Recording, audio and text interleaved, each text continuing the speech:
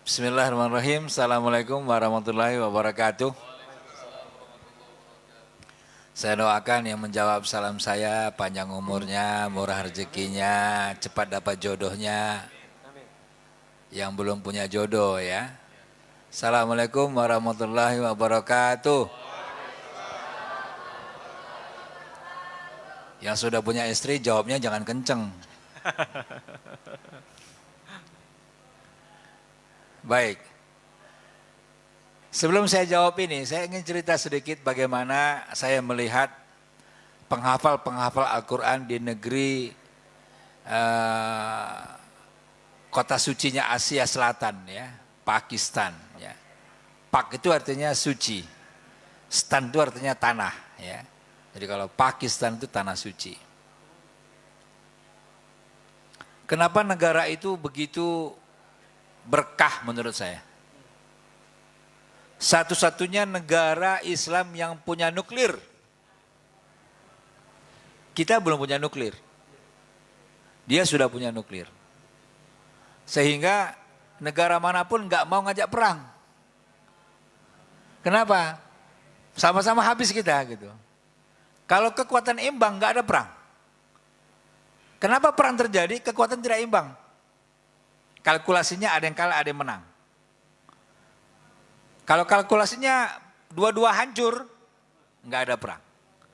Dari dulu India Pakistan musuhan dan bersebelahan, nggak pernah perang. Kenapa? Dua-duanya punya nuklir.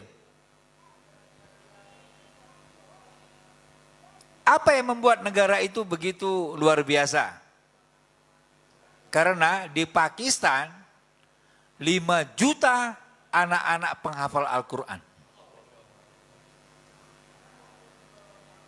5 juta anak-anak itu. Yang di bawah 12 tahun. Orang dewasanya saya nggak hitung lagi. Anak-anak aja dulu. Sehingga saya bertanya-tanya, kenapa begitu banyak anak-anak di Pakistan ini yang hafal Quran? Begitu saya sekolah di sana, saya tinggal di sana bertahun-tahun. Saya lihat apa? Di sana itu masjid 2 lantai. Semua masjid 2 lantai, nggak ada yang 1 lantai. Kenapa? Karena kalau musim dingin itu sholatnya di atas, kalau musim panas sholatnya di bawah. Ya, jadi masjid itu digunakan sesuai dengan musim. Karena kalau musim panas, panas sekali di atas tidak mungkin, dia pasti dia di bawah. Musim dingin dia nggak mungkin di bawah, dia pasti di atas. Dan setiap masjid itu punya program tahfiz. Setiap masjid. Jadi kalau sholat di bawah, di atas itu anak-anak itu pada ngafalin. Metodenya seperti apa? Biasa metodenya. Bunderan, setoran ya, bunderan itu pada baca. Gini tuh ya, anak-anak itu. Gitu ya. Begitu dia berhenti dia. Ustadznya ambil rotan dari belakang. Pak! Dipukulnya. Gitu lagi. Coba.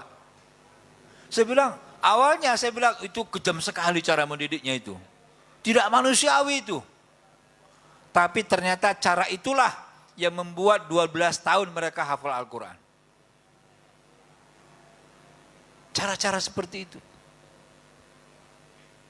Ya. Dan mereka karena pesantren di sana gratis. Ya, seluruh Pakistan pesantrennya gratis. Tidak ada yang bayar. Jadi orang-orang miskin anaknya berani sampai 10. Di Indonesia orang miskin anaknya berani sampai 10. Enggak berani. Ada juga aja berani yang nekat gitu kan. Tapi di sana anaknya 10. Miskin kirim semua ke madrasah. Akhirnya apa? 10-10-nya hafal Al-Quran. Jadi 5 juta anak-anak penghafal Al-Quran. Anak saya 3 saya kirim ke pondok tahfiz. Kenapa? Saya ingin seperti mereka yang ada di Pakistan. Ya.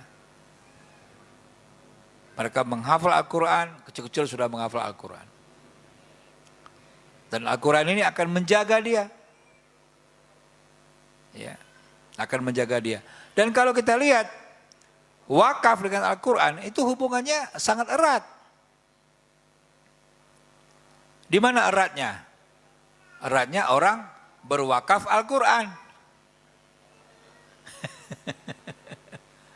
Ya Ustaz Alam, wakaf dengan Al-Quran itu hubungannya sangat erat.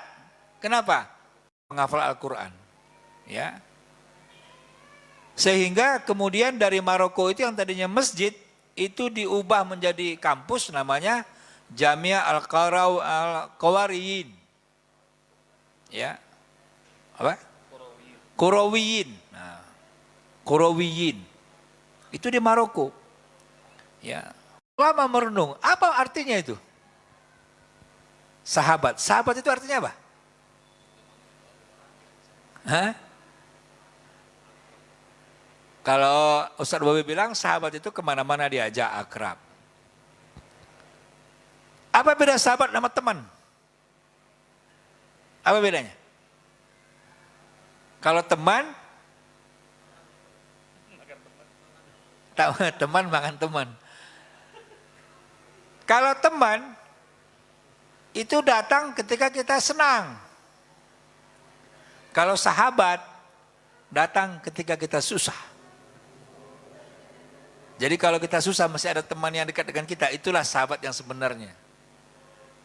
Yang siap membantu kita ketika kita mengalami kesusahan. Kalau teman banyak, kita sukses, teman banyak. Ibarat semut, ya, ada gula, semut datang. Tapi sahabat, Masya Allah, ya, orang yang betul-betul memahami, ya, memahami sampai kepada ta'aluf, artinya itu bertaut gitu, ada chemistry di situ. Jadikanlah Al-Quran sebagai sahabat, artinya apa? Artinya jadikanlah dia sebagai teman dekat kita, sedekat-dekatnya. Bahkan dikala kita susah pun, jadikan Al-Quran sebagai sahabat kita. Ini, ya. Jadi ini saya lihat ini wajah-wajah penghafal Al-Quran, ya. Mudah-mudahan Al-Quran selalu menyinari kita, ya, menyinari kehidupan kita, menyinari keluarga kita, ya. Karena Al-Quran adalah nur, ya. Al-Quran adalah cahaya. Begitu kita meninggalkan Al-Quran, maka rumah kita gelap. Tidak baca Al-Quran, rumah kita seperti kuburan. Ya, maka jadikanlah Al-Quran sebagai sahabat. Ya, dan kalau bisa kita semuanya menjadi orang-orang yang cinta kepada Al-Quran. Ya, orang-orang yang sangat ingin mengamalkan Al-Quran itu dari mulai A sampai Z. Ya. Barangkali demikian, Ustaz Alam. Ya. Baik, Masya Allah.